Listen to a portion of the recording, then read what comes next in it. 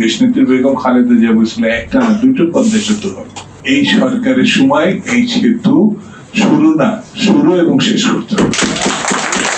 এটা বেশ দীর্ঘ একটা জার্নি। আমি যখন ছাত্র নেতা ছিলাম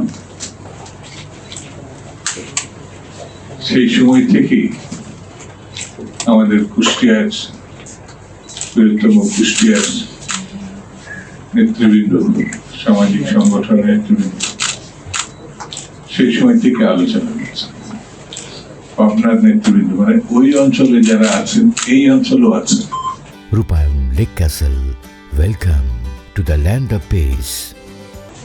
তার এই দাবিটি আজ থেকে ৩০-৪০ বছর আগে থেকে কথা বলে আসছে। আমি একবার এক আলোচনায় একটু রাগান্বিত হয়ে বলেছিলাম,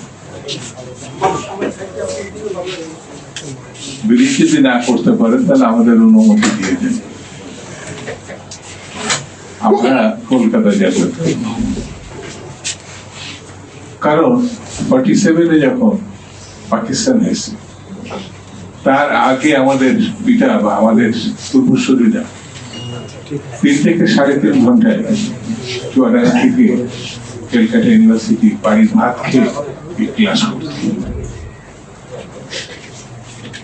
সেই সময় তার সময় ওই দিক থেকে ডাইরেক্ট এই যে গোয়ালন্দের রাস্তা ব্রিটিশ ভারতের সময় 47-এর পরে আমাদের রাজধানী, প্রাদেশিক রাজধানী ঢাকা, তারপরে রাজধানী এখন বাংলাদেশের রাজধানী ঢাকা। আমি ছাত্র জীবনে আমার নিজের অভিজ্ঞতায় এত অনিশ্চয়তাপূর্ণ রাজধানীতে আসার আর কোন দ্বিতীয় পর্ব ছিল।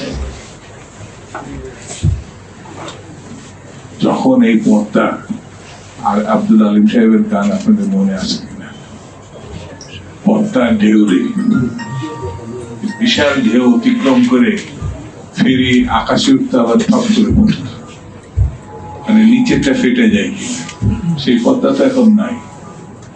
তখন আমরা ঢাকা শহরে কত সময় ব্যয় করে এসেছি।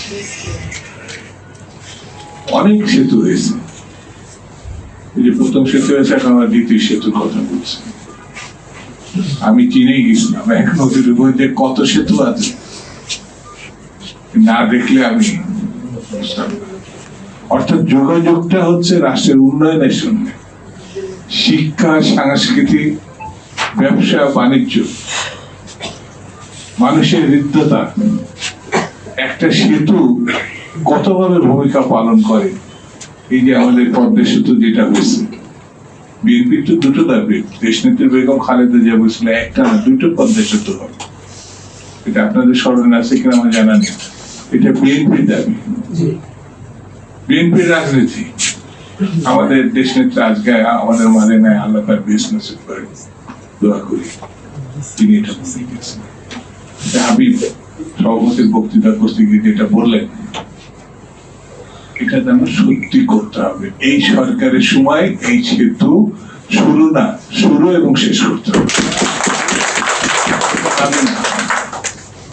এটা বাস্তবতা নিরিখে চিন্তা করতে হবে। কারণ এটা বিএনপির, আমাদের দেশনেত্রী বেগম খালেদা জিয়া এটা বলে গেছেন, ইচ্ছা প্রকাশ করেছেন, স্বপ্ন দেখেছেন।